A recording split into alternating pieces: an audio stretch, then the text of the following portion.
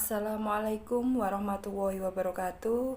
Perkenalkan, saya Imro'atul Muhimmatin Mufidah, Angkatan 17, Kelompok 4, dari Dinas Sosial Kabupaten Lamongan.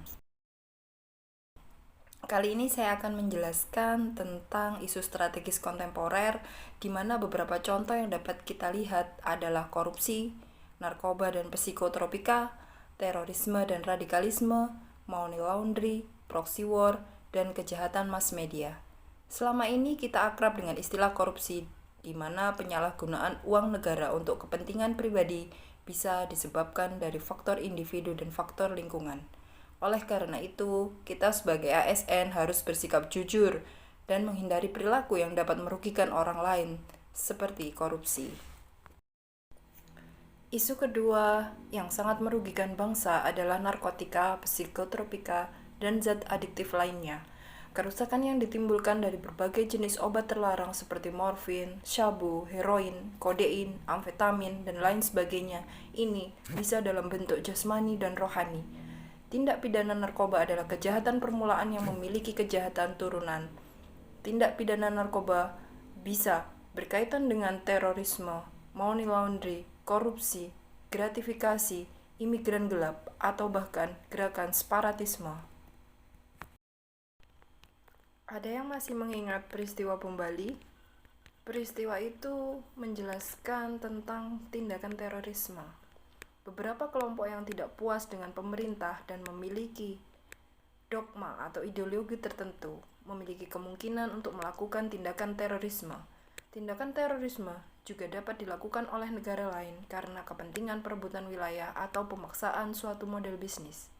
Menurut Adam Cooper, istilah radikalisme juga bisa diartikan sebagai tantangan politik yang bersifat mendasar atau ekstrim terhadap tatanan yang sudah mapan. Kejahatan skala besar yang merupakan isu keempat adalah money laundry. Tindakan pencucian uang ini bertujuan agar uang yang didapatkan dari kejahatan dapat menjadi uang yang seolah-olah diperoleh dengan sah dan legal. Pengaturan tindak pidana pencucian uang saat ini diatur dalam Undang-Undang Nomor 8 Tahun 2010 tentang pencegahan dan pemberantasan tindak pidana pencucian uang. Perkembangan dunia membuat perang tidak melulu senjata dengan senjata. Perang atau konflik di antara dua negara di mana negara tersebut tidak serta-merta terlibat langsung dalam peperangan karena melibatkan kaki tangan disebut proxy war. Indonesia sebagai negara yang kaya akan sumber daya alam memiliki darurat terhadap ancaman proxy war. Sebagai contoh konkret, lepasnya Timur Timur adalah salah satu dampak proxy war karena merupakan perang pangan, air, dan energi. Tantangan terberat di era digital adalah kewaspadaan kita terhadap kejahatan digital, baik itu penipuan secara online, ujaran kebencian, dan berita hoax. Dari seluruh penjelasan tentang isu kontemporer, mengapa ASN perlu mengetahui isu kontemporer?